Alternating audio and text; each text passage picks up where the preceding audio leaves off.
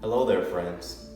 My name is Jay Alexander, and welcome to another episode of Shiplife Stories, where I tell you all about the wild, crazy, exciting, and even sometimes scary adventures that happened to me when I was working on cruise ships as a crew member. As you can see, I have a Starbucks coffee here. That's where all the fancy people go to drink.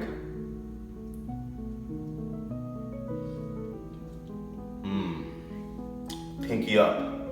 That means fancy, for those of you guys that don't know. By the way, I'd also like to thank Starbucks here for sponsoring this video.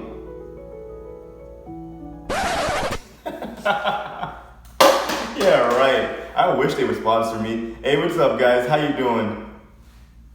I'm probably gonna clean that up later.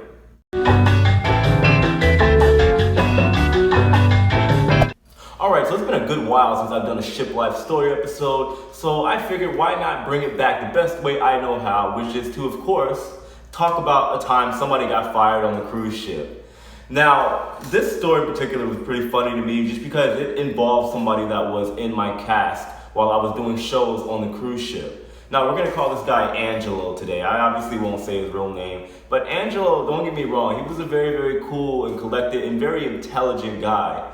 But he was also one of those people that liked to protest everything. He liked arguing, all right?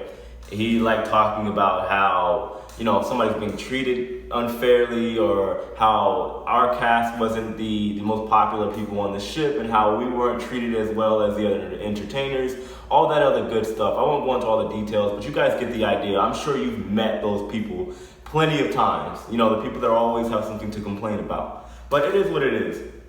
But anyway, guys, so, we're going to talk about this guy and how he ended up getting fired on the ship. All right, so how many of you guys are like avid coffee drinkers? I'm not talking about every now and then. I'm talking about the people that need to have it daily and, more than one time throughout the day. I have news for you guys. If you want to go on a cruise, if you work on a cruise ship, it doesn't matter if you drink Starbucks, McDonald's, Folgers, Dunkin' Donuts, whatever your preference is, whatever you like. Coffee can be very difficult to get sometimes. Now, on my ship in particular, we only had one real location to get some Starbucks coffee, and that was on deck 7 in the atrium section of the ship. Everywhere else just had like really, really crappy non-name brand coffee that nobody really drank. So everybody relied on this one place to go get their coffee and drinks. And unfortunately, that's what ended up leading to the problem and ended up getting my friend Angelo canned. Now, Angelo was one of the singers on the ship. Now, for those of you guys that don't know, singers, just like anything else, they need to warm up. And by that I mean they need to warm up their voice. And a very similar practice for a lot of singers is usually using something like tea, honey, or coffee to kind of warm up their throat to get ready to sing. So for Angelo, it wasn't just the idea of having coffee in the morning to wake up. Yes, he did that, but he also needed it in between shows because for him, it was part of his routine. It was part of his, his daily schedule to drink coffee if he plans on singing that day. So for him, it was an absolute must, and he needed it. However, we ended up coming to a situation where it really wasn't possible unless you wanted the crappy cup of coffee.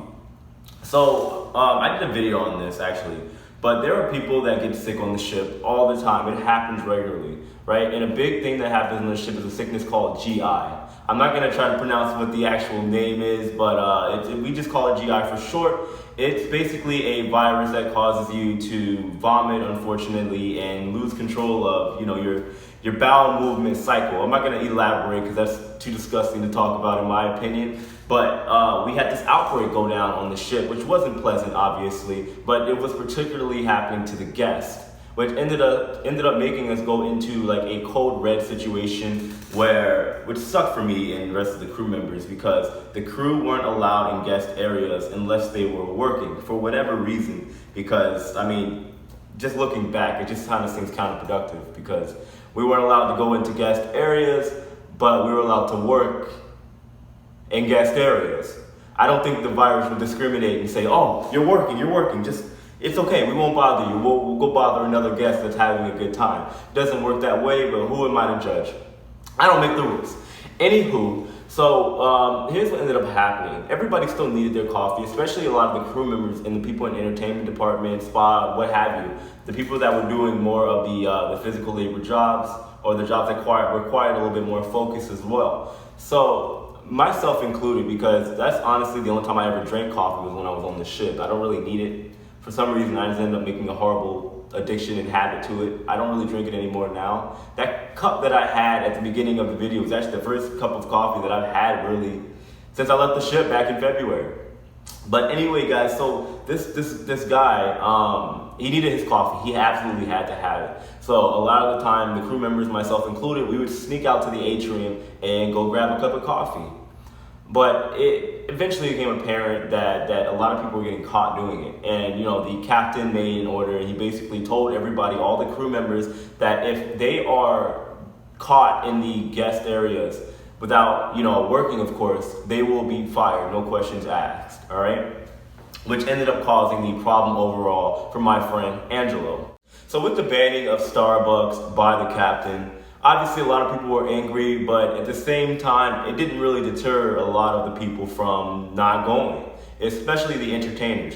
For a lot of them, myself included, we would just simply take off our name tag here and act as a guest to go get what we needed, Most of the officers and all that, they weren't really worried about what the crew were doing unless they were causing trouble. So people would just sneak in, grab their macchiato or French frappe or whatever you guys drink, and we go about our merry way. Now, unfortunately for my friend Angelo, it was just bad timing. And the way it all went down was just honestly unprofessional on his part, which ended up causing his ultimate demise and termination of his contract. So basically what happened was, it was I want to say about 9 a.m., early morning time, and we had a rehearsal, and Angelo decided he wanted to go get a cup of coffee. So, of course, this is during the GI outbreak, everybody's sick and virus and it's bad, he went up there anyway. Now, this is just bad timing and bad luck on his end, because at that same time, we had our cruise director and one of the heads of security just happened to be in that area at the time. And so for those of you guys that don't know, my cast and my show, we're very easily recognizable on the ship as the crew members, because we are the only all African-American show on the ship. So people know who we are, especially the other fellow crew members. So when he went up there to get his coffee, he was actually stopped and caught by security and the cruise director. When confronted, it was an idea that he could just use the excuse of him needing the coffee. Like I said, that was the excuse to go to, all right? That's what everybody ran with. He told the cruise director that he needed it for the show. But when that didn't work, he ended up telling the cruise director ultimately, it was kind of like that blame game. We have another group on our ship called Choir of Men. And you guys should look them up. They're actually really, really talented, predominantly English, good-looking singers that are on the ship. And everybody loved them, right? They were honestly like just local celebrities on the ship. We were in our own way, but they had like a rank on top of everybody else, being English men on a predominantly American cruise. That's just how it was. So Angelo used that excuse, saying that they were up here all the time and nobody stopped them. And obviously it got shot down. But from what I understand and what I heard about later on, was what made the situation worse, was after he was confronted, he began to get very aggressive and offended, which he often did, and he was cursing at the security and the cruise director just because he wanted his coffee, and obviously that's not a professional way to act.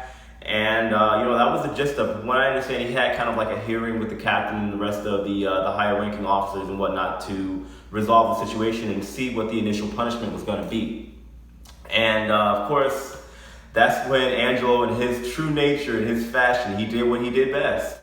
Before the hearing, Angelo literally went around to first all the cast members, myself included, to kind of get like a testimony or statement to basically admit that I went to the Starbucks, whenever we weren't allowed, whenever it was banned, to basically prove that others were going there just like he was and breaking the rules. He tried to get this from me, he tried to get it from the rest of my castmates, he tried to get it from other crew members.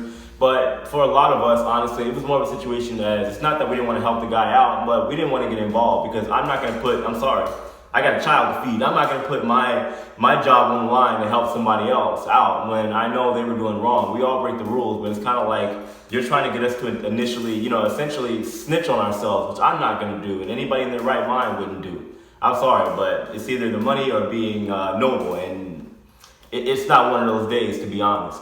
So either way, it didn't really matter. He got a couple of names and signatures, I believe, because that's what he did best. But it didn't matter. He was still caught. He was the one that was arguing with the cruise director in security. And of course, when we got to our home port back in NYC, he was out. He got the boot. So, you know what I mean? It is what it is. What can you do? All right, guys. So moral of the story, I don't know, control your coffee addiction. Stop protesting everything, because unfortunately, guys, we live in a perfectly imperfect world and not everything can be fixed, all right? It is what it is. So just keep that in mind, of course, guys. Anyway, I'm going to wrap this video up. I hope you guys are enjoying these Shiplife story episodes. Let me know in the comments below what you guys think about this story. If you want me to keep this going, let me know as well. And of course, if you haven't already, be sure to hit that like button, subscribe, especially subscribe, because if you guys haven't noticed, I'm almost at 10,000 subscribers, which is crazy to me. Help me reach that goal. I'd greatly appreciate it by sharing and subscribing.